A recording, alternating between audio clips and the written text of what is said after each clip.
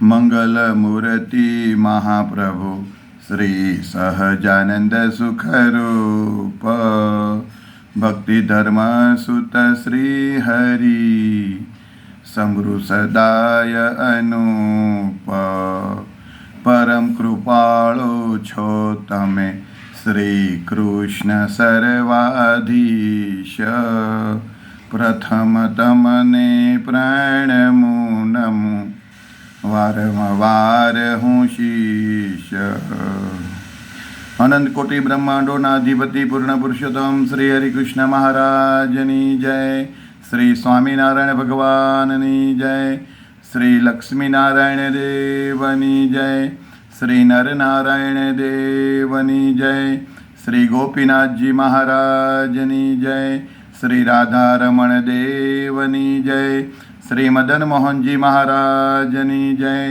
શ્રી વૃંદાવન બિહારી લાલની જય, શ્રી ધર્મ ભક્તિ વાસુદેવની જય, શ્રી મર્યાદા પુરુષોત્તમ શ્રી રામચંદ્ર ભગવાનની જય, શ્રી બાલકૃષ્ણ લાલની જય, શ્રી નારાયણ મુનિ દેવની જય, શ્રી વિઘ્ન વિનાયક દેવની જય, શ્રી કષ્ટભંજન દેવની જય. ઓમ નમઃ પાર્વતી પતે હર હર મહાદેવ હર.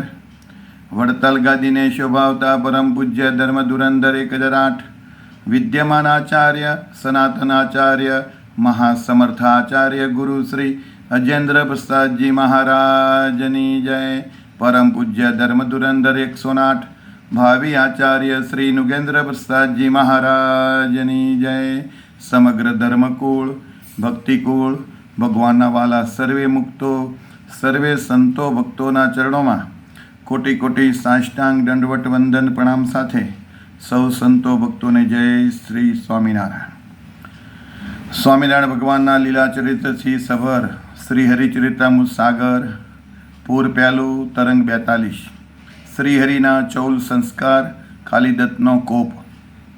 આજે ભગવાનની જનોઈ એનો ઉત્સવની કથા આવશે. શ્રી મુક્તાનંદ સ્વામી ફરીવાર આગળના શ્રીહરિના બાલચરિત્રોને કહેવા લાગ્યા. હરિભક્તોનું હિત ચાહનારા ઉત્તમ રાજા તે ચરિત્રરૂપી રસને પ્રેમથી પીવા લાગ્યા. બાળકીડા કરતાં શ્રીહરિ 1 વર્ષના થઈ ગયા. હવે શ્રીહરિના મોટા ભાઈ શ્રી રામ પ્રતાપજીની વાત કહું છું. શ્રી રામ પ્રતાપજીના લગ્ન. ધર્મદેવના મોટા પુત્ર શ્રી રામ પ્રતાપજી અદ્ભુત શુભ ગુણ સંપન્ન હતા. હવે ધર્મદેવે તેમના વિવાહનું કાર્ય આરંભ્યું. મંગલ સમાચાર લખીને સર્વે સંબંધીજનોને બોલાવ્યા. તે બધા ઘોડા અને હાથી ઉપર બેસીને ધર્મદેવને ઘેર આવ્યા. તેથી અતિશય ભીડ થઈ. તેમને માટે દેરા, તંબુ, ચંદની અને મ્યાના લાવવામાં આવ્યા અને અપાર વાજિંત્રો પણ લાવ્યા. ડંકા અને સોનેરી નિશાન પણ લાવ્યા. તે બધાથી શોભાનો કોઈ પાર રહ્યો નહીં. છપૈયાથી પશ્ચિમ દિશામાં 12 કોશ જેટલું દૂર તરગામ નામે એક ગામ છે. ધર્મદેવ પોતાના પુત્ર રામ પ્રતાપજીની જાન લઈને ત્યાં આવ્યા. તે તરગામમાં સારા જમીનદાર અને સર્વોત્તમ સરવરિયા બળદેવ દુબે દ્વિવેદી નામે વિપ્ર પરિવાર રહેતા હતા. તેને સારા સુખી લક્ષ્મીપ્રસાદ નામે એક પુત્ર હતા અને સુવાસિની નામે એક પુત્રી હતી. તે પુત્રીની સાથે શ્રી રામ પ્રતાપજીના વિવાહ કર્યા. સુવાસિની બાએ ઘણા આત્મબળવાળા હતા અને ભક્તિ માતાના જેવા ધર્મનિષ્ઠ હતા. રામ પ્રતાપ પરણીને ઘેર આવ્યા તે પ્રસંગે ધર્મદેવે ઘણા જ બ્રાહ્મણોને ખૂબ જમાડ્યા. મનગમતા ભોજન ખૂબ જમાડીને તૃપ્ત કર્યા. વિપ્રોને અપાર દાન દીધા. જે કહે પાર આવે તેમ નથી. ભક્તિ માતાએ સુવાસિની બાઈમાં સદ્ગુણ જોયા એટલે તેમના અતિ વખાણ કરવા લાગ્યા. સુવાસિની બાએ ભક્તિ માતા અને ધર્મ પિતાને પ્રસન્ન કરવા માટે અત્યંત ભાવથી તેમની સેવા કરવા લાગ્યા. જગતમાં જે કાંઈ સદ્ગુણો કહેવાય છે તે બધા જ ગુણ સુવાસિની બાઈના કોઈ એક ગુણ જેટલા પણ કહી શકાય નહીં. તેમને ભક્તિ માતા અને ધર્મપિતામાં દેવબુદ્ધિ હતી. તેમના ગુણોને કહેવાથી કોઈ પાર આવતો નથી. માનવ સમાજમાં સદ્ગુણવાળી નારીઓ ઘણી થઈ છે, પણ સુવાસિની બાઈની રીત તો તે સૌથી ન્યારી છે. પૂર્વે રેવેત નામે રાજા હતા. તેની પુત્રીનું નામ રેવતી હતું. તેમાં જે કાંઈ ગુણ હતા તેનાથી સુવાસિની બાઈનામાં સદ્ગુણ ખૂબ હતા. ઈશ્વરની ભાવનાથી તેઓ પતિની સેવા કરતા. સદાય પ્રસન્ન મનવાળા કાયમને માટે રહેતા. કદાચ ક્યારેક પતિ થોડા ખીજાઈ જાય તો પણ તેઓ મનમાં શાંત રહેતા. સુવાસિની બાઈ પતિ નારાજ થાય આવું કામ ક્યારેય કરતા નહીં અને કોઈ કુટિલ કહેતા છળ કપટવાળા સ્વભાવની નારી દેખાય તો તેના સંગનો તરત જ ત્યાગ કરતા. તેઓ જગતને પાવન કરે એવા શ્રીહરિના ચરિત્રની વાતો કાયમ કહેતા કે જે વાતો પરમ રસથી પણ પવિત્ર હતી. અને ભક્તિ રસના રસિક ભક્તો જેને પ્રેમથી સાંભળવા ચાહતા હતા, ધર્મદેવના લાલ શ્રીહરિને જ્યારે બીજું વર્ષ બેઠું ત્યારે મહાચતુર ધર્મદેવ અને ભક્તિ માતાએ આનંદભર્યા ઉત્સવનો આરંભ કર્યો. પોતાના પુત્રના ક્ષેમ અને કુશળને માટે અનેક પ્રકારના વાજિંત્ર વગડાવ્યા. જેટલા જેટલા દેવતાઓ અને ઋષિઓ કહેવાતા હતા તે બધા જની આદરથી પૂજા કરવાની શરૂઆત કરી. પુત્રનું હિત કરનારા જે શ્રી હનુમાનજી તેમની પણ પૂજા કરી. તે સિવાય બલિરાજા, વ્યાસમુનિ, કૃપાચાર્ય, અશ્વસ્થામા, વિભીષણ, માર્કંડેય અને પરશુરામ આ 8 ચિરંજીવોનું પણ પૂજન પણ વિધિ પ્રકારના 16 પ્રકારના ઉપચારથી વિધિથી પૂજન કરાવ્યું. અને ભાતના ભોજનો તૈયાર કરાવીને બ્રાહ્મણોને અને ભગવાનના ભક્તોને ખૂબ જમાડ્યા. અનેક પ્રકારની દક્ષિણાઓ બ્રાહ્મણોને આપી. તેથી વિપ્રો જય જયકાર કરવા લાગ્યા. સમયના ઉત્સવો મનાવતા શ્રીહરિ 2 વર્ષના તો થઈ ગયા. શ્રીહરિને 3જું વર્ષ બેઠું. પછી જ્યારે સંવત 1839 જેઠવદી 5મની તિથિ આવી ત્યારે માતા પિતાએ જ્યોતિષીને બોલાવ્યા. ભક્તિ માતાએ અને ધર્મદાદાએ જ્યોતિષીઓને બોલાવ્યા. પોતાના કુલાચાર પ્રમાણે વિધિ કરાવ્યો. કુળમાં જે આચરણ હોય એ પ્રમાણે વિધિ કરાવ્યો. તે દિવસ જન્મના વાળ ઉતરાવ્યા, અર્થાત ચૌલ સંસ્કાર કર્યા. તે નિમિત્તે ઘણો મોટો ઉત્સવ કરાવ્યો. બ્રાહ્મણોને અને ભગવાનના અનંત ભક્તોને આ પ્રસંગે ખૂબ જમાડ્યા. ત્યારે ભક્તિ માતા ઘણી જાતના કામકાજમાં વ્યસ્ત થઈ ગયા હતા.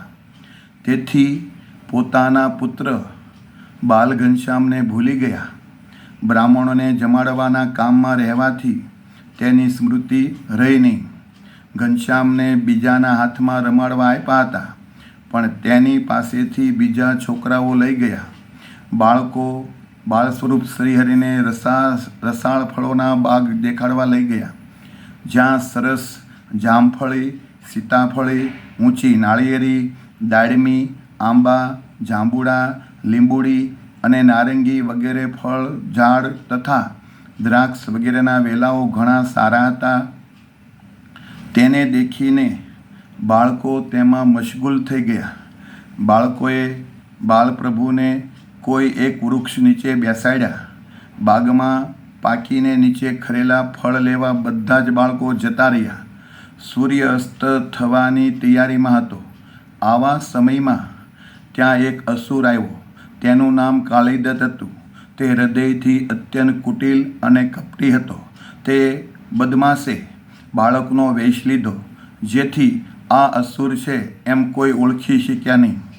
કુટિલ મનવાળો કાળીદત્ત બાળક બનીને બાળકો સાથે રમવા જ્યારે લાગ્યો, કૃત્યાઓને ભગાડી હતી.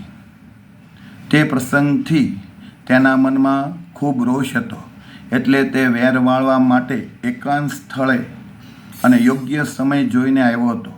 તે કજાત હતો, મનમાં કપટ ભર્યું હતું, મોટો ઘાતકી હતો, છતાં ઉપરથી ગરીબ જેવો દેખાતો હતો. ઘણીવાર સુધી બાળકો સાથે રેમો, પણ પછીથી તેણે પોતાની અપાર માયાને ફેલાવી. જ્યારે તેને લાગ આવ્યો ત્યારે તેણે આંખોને ખૂબ જ લાલ લાલ કરી, અંગ વધારીને વિકરાળ થયો. તેણે મોઢું ફાડ્યું, જાણે કાળ આવ્યો ન હોય. જીભને અપાર લાંબી કરી, મોઢા બહાર દેખાય એવા દાંત કર્યા. બાળ સ્વરૂપ લાલને મારવા આવ્યો હતો. તેથી તેણે પોતાનો વેશ અત્યંત ભયંકર બનાવ્યો. કાલિદત્તને દેખીને બીજા બધા જ બાળકો ડરી ગયા અને તેથી જ ત્યારે કાંઈ શોર બકોર કરી શક્યા નહીં. બાલ સ્વરૂપ શ્રીહરિને પકડીને તેનો નાશ કરવા માટે તેણે તત્કાળ પોતાના હાથ લાંબા કર્યા. ત્યારે શ્રીહરિએ તે કપટી અને કુટિલ કાલિદત્તને જોયો. તે અનંત અસુરોનો રાજા છે એમ માન્યું. પછી રોષભરી વક્ર દ્રષ્ટિ કરી તેની સામે જોયું. તે દ્રષ્ટિ તેના ઉપર પડતાની સાથે જ તેનું શરીર બળવા લાગ્યું. તેથી આસુરી માયા ફેલાવી. તેમાં તેણે ઘનઘોર દલબાદલ ઘાટા વાદળાની ઘટા સરખી. તેથી જોરદાર પવન નીકળ્યો, ભયંકર આંધી ચડી, રાત અંધારી થઈ ગઈ. વીજળી ફરકતી ઝબકારા કરવા લાગી. મેઘ આકાશમાં ચડીને ગરજવા લાગ્યો. જોરદાર કડાકા થવા લાગ્યા. જાણે બધું આભ તૂટી પડ્યું ન હોય. ક્યાંય કશું સૂઝતું જ ન હતું. મોટે મોટે છાંટે મેઘ એક ધારો વરસવા લાગ્યો. જમીન ઉપર પાણીનું પૂરું ચાલ્યું. વરસાદ સાથે અપાર પથ્થર પણ પડવા લાગ્યા. ક્રોધ કરીને વરસાદની ઝડીઓ પડવા લાગી. વાવાઝોડાથી મોટા મોટા ઝાડ, અપાર પશુઓ અને પંખીઓ જમીન ઉપર ઢળી પડ્યા, જેનો ગણતરી કરતાં પાર આવે તેમ નથી. મૃગલાની બધી જાતિઓ બેભાન થઈ ગઈ. બાલ સ્વરૂપ શ્રીહરિના ઉપર અસુરે કોપ કર્યો. તે વાત તે દિવસે જેટલી બની તેટલી ફરીવાર મુક્તમુનિ કહે છે. અસુરે મહાન ઉત્પાત કર્યો. વચ્ચે અંધારી રાત આવી. અસુરનો પ્રકોપ જોઈને બાળકો ડરી ગયા. તેથી તે બધા જ બાળકો ભાગી ગયા. બાલ શ્રીહરિને જે ઝાડ નીચે બેસાડ્યા હતા તે ઝાડ બાળકોને યાદ રહ્યું નહીં. બાળકોના શરીર ધ્રુજવા લાગ્યા. અસુરના કોપથી જોરદાર વરસાદ વરસ્યો. રાત અત્યંત ઘનઘોર અંધારાથી ભયંકર અને વિકરાળ થઈ ગઈ. અસુર કાલિદત્તે શ્રીહરિના પ્રાણ લેવા માટે જોરદાર માયાને ફેલાવી. શ્રીહરિ જ્યારે એકાકી થઈ ગયા, એકલા થઈ ગયા, ત્યારે તે અસુર તેમને ખોળવા લાગ્યો. આંબાના ઝાડ નીચે અનંત બ્રહ્માંડોના રાજાધિરાજ શ્રીહરિ બેઠા હતા. તેને અસુરે દેખ્યા ત્યારે તે ઊંચે આકાશમાં ઉડ્યો અને ક્રોધ કરીને તે આંબાના ઝાડ ઉપર જેમ હિમાલયનું શિખર પર્ણકુટી ઉપર પડે તેમ પડ્યો. એ અભાગ્યો અસુર એ રીતે પડ્યો કે તેને લીધે તે આખું વૃક્ષ ભાંગી ગયું. પરંતુ બાલ સ્વરૂપ શ્રીહરિ તો તે વૃક્ષ નીચે જ બેઠા હતા. તેમનો એક વાળ પણ વાંકો ન થયો, તૂટ્યો નહીં. બળવંત શ્રીહરિ તો નિધડક થઈને ત્યાં બેસી રહ્યા. તેને દેખીને તે અસુર તો અપાર કોઈપો. જેટલી તેની પાસે માયા શક્તિ હતી તે બધી તેણે પ્રયુક્ત કરી. બધોય માયાનો ઉપયોગ કર્યો. શ્રીહરિ તો અસુરને દેખીને હસવા લાગ્યા. તે દેખીને તો અસુરના હૃદયમાં આગ લાગી. ગોવર્ધન પર્વતની નીચે જે રીતે વ્રજવાસીઓની સાથે શ્રી કૃષ્ણ રહ્યા હતા તે રીતે શ્રીહરિ તે વૃક્ષ નીચે પ્રસન્ન મુદ્રામાં બેસી રહ્યા હતા. મહારાજ મંદ મંદ હસી રહ્યા હતા. વાયુ, વરસાદ અને વીજળી ખૂબ જોર કરીને છેવટે શાંત થઈ ગઈ. નિર્ભય શ્રીહરિ તો અચળ પર્વતની જેમ ઘણા જ પ્રસન્નચિત્તે બેસી રહ્યા હતા. તે અસુરનું જ્યારે કાંઈ ચાલ્યું નહીં ત્યારે તેને ખૂબ જ ક્રોધ આવ્યો. તે દૈત્યરાજ એ અસુરે શ્રીહરિને પકડવાનો ઉપાય વિચારવા લાગ્યો. ત્યારે શ્રીહરિએ તેના તરફ વક્ર દ્રષ્ટિ કરી. તેથી તે મોહ પામીને જમીન ઉપર ઢળી પડ્યો. અત્યંત વ્યાકુળ થયો. તેથી તેને મૂર્છા આવી ગઈ. અને શરીરની શુદ્ધ બુદ્ધ બધી ભૂલાઈ ગઈ. કોઈ શુદ્ધ બુદ્ધ રહી નહીં. શરીર ઉપર પહેરેલા વસ્ત્ર નીકળી ગયા. તે વિહળ થઈ ગયો. શરીરનું ભાન ભૂલી ગયો. પછી પોતાના શરીરમાં ચકરાવો ચડ્યો. તેથી તે વૃક્ષે ભમીને ભટકાવા લાગ્યો. શરીરમાં જેટલું બળ હોય તે પ્રમાણે જોરથી ઝાડના થડ સાથે માથું ભટકાવતો હતો. તેને આ રીતનો દેખીને શ્રીહરિ ખખડાટ હસી રહ્યા હતા. ઝાડને મૂળમાંથી ઉખાડવા માટે તે દોડીને તેને બાથ ભરતો હતો. તેમાં એક ઝાડ તેના માથે પડ્યું. તેથી તે દબાઈને મરી ગયો.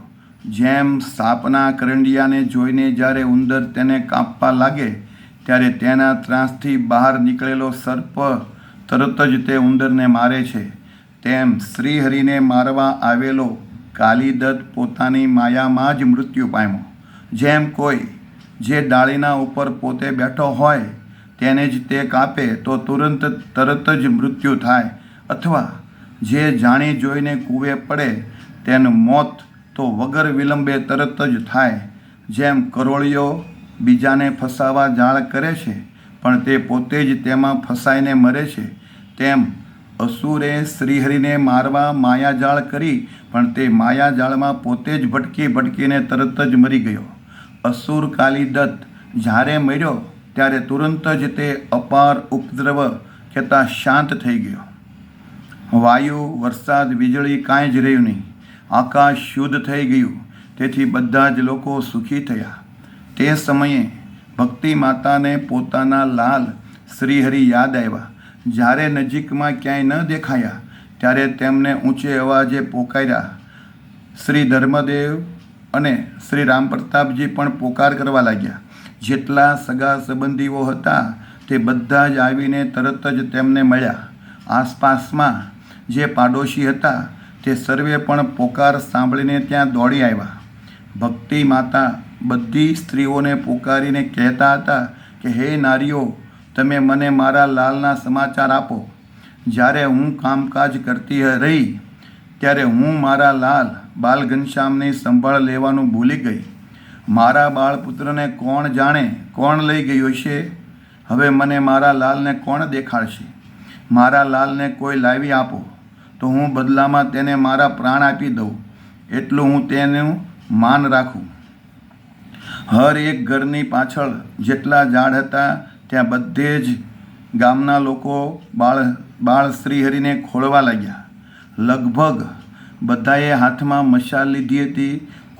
કોઈએ ફાનસ પણ પ્રગટાવીને સાથે લીધા હતા. જે બાળકો લાલને રમવા માટે લઈ ગયા હતા તેઓ મનમાં ત્રાસ પામીને અત્યંત રડવા લાગ્યા. જ્યારે બાલલાલ ન મળ્યા ત્યારે હવે આપણે ઘેર જઈને શું કહેશું? આવું મનમાં વિચારીને તે બધા જ બાળકો રડવા લાગ્યા. તે બાળકોને દેખીને લોકો તેને કહેવા લાગ્યા કે કોઈએ બાલલાલને દેખ્યા હોય તો કહો. જો લાલ મળી જાય તો તમને સૌને એક એક વસ્ત્ર આપશું. બાળકો બધાય ડરી ગયા.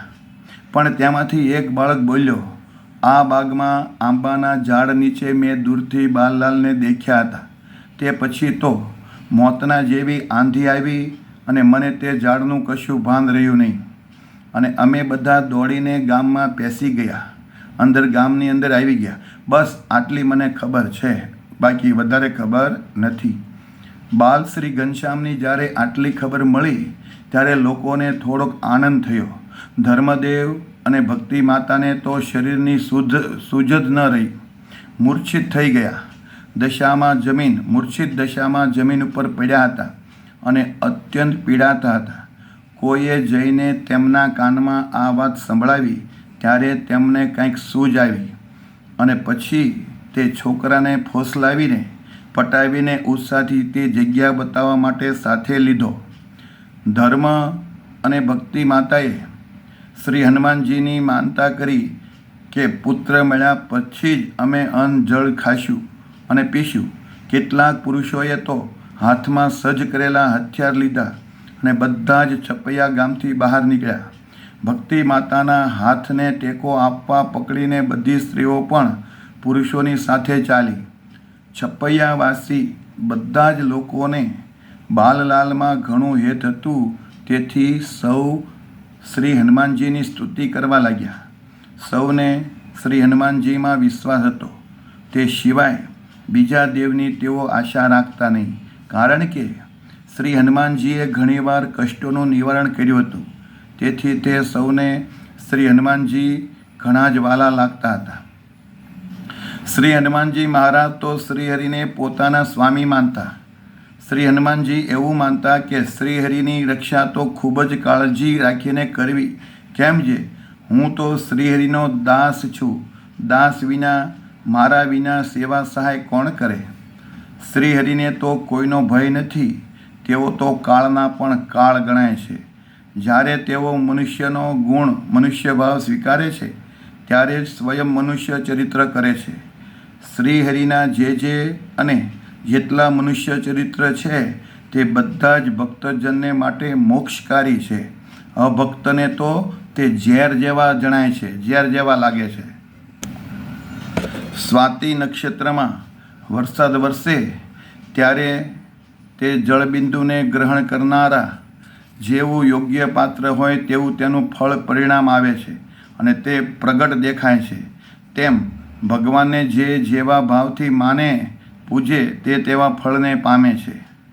આવો વિચાર કરતાં કરતાં સર્વે લોકો છપૈયા ગામની બહાર આવ્યા અને જે જગ્યાએ બાલપ્રભુ ઝાડની નીચે બેઠા હતા તેને મનમાં ધારીને ત્યાં ગયા. લોકોએ જોયું કે મોટા મોટા ઝાડ વાવાઝોડાથી ઉખડીને જમીન ઉપર ઢળી ગયા અને તેના પડછાડથી ઘણા પશુઓ અને પક્ષીઓ પણ મરી ગયા હતા. ઇતિ શ્રી સહજાનંદ સ્વામી શિષ્ય સિદ્ધાનંદ મુનિ વિરચિત શ્રી હરિચરિત્રામૃત સાગરના પ્રથમ પૂરમાં કાલિદત્તે પ્રેરેલી માયાથી વાવાઝોડુંનું તોફાન અને તેનો નાશ એ નામે 43મો તરંગ સમાપ્ત.